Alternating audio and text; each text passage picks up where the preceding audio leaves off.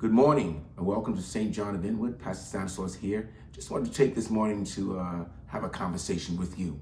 I'm thinking about this country. I'm thinking about some of the things that people are going through, looking into faces of people that I see in the church, at the store, on the street when I'm driving. And I realize that people are nervous. There's some people that are scared about what's going on in this country, what's going on in this city. And so we need to just take some time out today to talk about that, all right? And I know that the God that we serve is more powerful than anything that we feel can come against us. It wasn't long, just the other day, I went to see a play. I'm gonna be honest with you, the name of the play was Redwood. It wasn't at the top, and it isn't at the top of my playlist.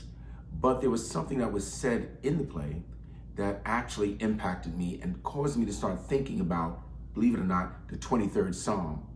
When I think about the 23rd Psalm, it is the most read and listened to psalm in the Bible by Christians and non-Christians. Now, the name of the play was Redwood, and it was about a redwood tree. There's a lot of stuff going on, but a lot of messages. And what it said about the redwood tree was that it can grow to 400 feet tall, and it can actually be 100 feet wide. And if they estimated the weight, would be 1.4 million pounds. That is absolutely amazing. But then in order for it to stand, in my thinking, was that the roots would have to go down as deep as the tree is tall to keep it from falling over. But the amazing thing that was said was that most of the roots of the redwood are only at the top of 3 feet. They are 3 feet down, okay? But what I found out was that the roots sit at 3 feet down under the tree. And I said, well, how on earth could 3 feet of roots actually hold the tree from falling over? They do something very strange. And this is the point I want you to listen to, the one that made impact on me, is that instead of going down deep, they go horizontal, and they can stretch out 60, 80, 100 feet going horizontal in all directions. And what the roots do is they meet with the other roots of other redwood trees, and they grow and they intertwine and lock in to each other. Constantly, millions of locking in across underneath the bottom of the tree. And so now the trees are locked together, and that's what gives them the strength as a tree community, because they're connected together underground, locked in, and it's told that redwood trees can withstand earthquakes, fires, and storms because of that connectedness. And what I want to do this morning is to read the 23rd Psalm and just kind of pick out some points that are always inspiring for me, and I know that they are for you too. Now, the first verse says, "The Lord is my shepherd, I shall not want." Man, when I think about that, I know that God takes care of all of our needs, all right? Basic needs that we have, the things that we're always concerned about. But he says wants. Now, the truth of the matter is, when I think about that, for me, and I hope for you, that my wants are always taken care of. In other words, I don't want anything in my life that is not in the will of God. Therefore, He is my shepherd and he's watching me, he takes care of my needs, and he makes sure that I receive all the things that I want that are aligned with his will for my life. And therefore, I don't need anything. Because I'm connected to him, because he's my shepherd, I have everything that I need, I have everything that I want. Now that is some peace for me. Why? Because I know that the world seems to be losing itself, but I serve a God that's mighty. That's who we serve. Now, second verse. "He maketh me and you to lie down in green pastures. He leadeth me beside the still waters." He made me do something. He makes me do that. When I'm focused on him and I'm connected to him, there are times when he says, I need you to relax. There may be chaos going around the world. There may be chaos going on in your own family. And sometimes there's chaos and situations that's going on in our own thoughts, in our own mind, and it's throwing our day off, and he makes us slow down. He makes us lie down in peaceful pastures. He says, there will be chaos around you, but you will not be in chaos. You will not be worried. You will not be fretful. You will walk through this world with a sense of peace. And it will be like you living around still waters. I will create that environment in your home, in your house, in your family, where you can be peaceful and at peace, knowing that God is on your side no matter what's going on outside. And I used to say to my students when I was teaching that don't let outside chaos interfere with your inner peace. Verse 3, he restored my soul. He leaded me in the paths of righteousness for his name's sake. Man, that brings peace to me and to you. Why? Because every day when I get up, it's a new day. Every day when I wake up, he's created new creatures in each and every one of us. We can't do anything about yesterday, and we don't know what tomorrow holds, but I know one thing is that when I get to tomorrow, he's going to restore my soul and I'll be new and ready for tomorrow. So that gives me peace too. All right. My needs, my wants. I'm at a stage of peace in my surroundings. And I know that my soul has been restored and renewed. All right. And he's leading me in a path of peacefulness. No matter what's going on in this world, my faith is in him. Our faith is in him. Number 4, yea, though I walk through the valley of the shadow of death, I will fear no evil. For thou art with me, thy rod and thy staff, they comfort me. Sometimes when we hear the rod and the staff, we get a little perturbed. Don't. You know, the truth of the matter is, I walk through the valley of the shadow of life. The truth of the matter is, I would like to stay on top of the mountain. There are times when things are just so peaceful, things are so great, and we're preaching the sermon, and we're in the service, and we're singing songs, and we want to stay there. But you can't jump from mountain to mountain. In order to get to your next mountain or your next breakthrough, you're going to have to go down the mountain and walk through the valley. Sometimes a valley of the shadow of death. It's not death, but it can try to scare you. It can kind of make you want to retreat, kind of make you want to run back and just hide. And that's what a lot of people are feeling now.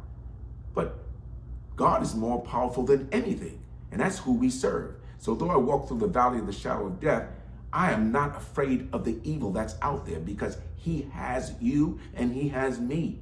And he says, the rod and his staff. Now, I appreciate the rod and the staff because the staff kind of guides me, keeps me on the right path. And the rod, when I decide or I make a mistake and I step too far, that rod will bring me back. The rod is the consequences of the choices I make.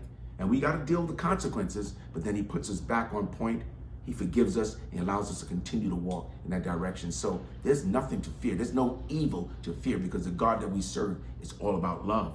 Number 5, thou preparest a table before me in the presence of mine enemies. Thou anointest my head with oil, my cup runneth over. You know, people like saying that one because we know that there may be people, we may perceive that there are people that are against us, people that are enjoying some of the struggles that we may be having. And that may be true. But this scripture for me, this passage is saying something to me that's not about me feeling, wow, now they're going to see how great God is in my life. And that's the revenge. They'll get it back now. Oh, they're going to be sad when they see how my cup is runneth over, how things are happening in my life. I don't see it that way. What I see is that my cup is going to run over. My children will be blessed. My grandchildren will be blessed. Your grandchildren, your families will be blessed. You'll look around and see blessings all over happening in your life. People will just bring things to you. They'll be kind to you, and you'll just continue to move forward. But I'm not doing it so that the enemies or the perceived enemies, because I don't really see that, because I pray for those, right? That they'll be now looking, going, oh my goodness, look how blessed they are. Look at my, no. They will be able to see your life, how God is blessing you, how he's blessing me, how he's blessing those who are locked in with him and connected to him, how people are being blessed, and they will stop and say, what is it about your life that causes you to be blessed? Maybe I can have that same thing. And they can. Once they accept Christ, once they accept the love of God, and once they are connected, they too will be overflowing in blessings. So God will use our lives to be a blessing onto someone else's life that draws them closer to him. So we need to be careful, right? Get out of our thinking like, yeah, one day the enemy's they're gonna see how, look, hopefully one day those who are struggling, those who are lost, those who are going through tumultuous times, they will look and say, I need something different. Can you show me how? And as a disciple maker, as those who are involved in discipleship, we'll show them. We're not angry, because the same God that did anything for me will do it for you. That's the power, man. That's the beauty of it. All right. And so as we prepare to close out, he says, surely goodness and mercy shall follow me all the days of my life, and I will dwell in the house of the Lord forever. As long as I'm connected, I don't have to worry about ever being alone, because wherever I go, goodness and mercy will follow me as long as I'm dwelling in the house of God. How do you dwell in the house of God? How do you stay focused in that? Well, you get up every morning, and the first thing you do is you give honor to God. You thank Him for another day. You stay in a state of gratefulness. I know there are things that we can complain about. There's so much to complain about. Oh, this is happening, but there's so much to be grateful for. I'm just simply grateful for all that God is doing. And sometimes, I'll be honest with you, life gets tough. And sometimes you have to really force yourself and remind yourself of how good God is. Look at the fact that by the grace of God, I can be in another situation. Situations that people are struggling all over the world. But look at what God has done for you and what He's doing for you right now. I find that to be so powerful. And so as for me and my house, we'll continue to serve the Lord and continue to be thankful and stay connected. Not just stay connected on Sundays when you go to church, but stay connected 24/7, 365 days a year for the rest of your life. Stay connected, not only in your thoughts, because your thoughts will direct how your life is going to go. So make sure your thoughts are grounded in Him. Your body is grounded. You're taking care of your physical, and you're making sure your spiritual is connected. Body, mind, and spirit connected. Look, if it's connected to God, no matter how deep the roots go, they're going horizontally, and we are connected. And because we're connected, we'll stay strong. Because we are strong, we can withstand anything that the enemy throws at us. Why? Because there is nothing too hard for God. That's just the message for this morning. I know it's a short message, but I hope that it blesses you. And I hope that you continue to support the ministry that we have at St. John of Inwood as we continue to reach out to people in the community through our new discipleship program, really focusing on the needs of people and the need for people to be connected to God. God bless you. I love you. Talk to you. See you next week.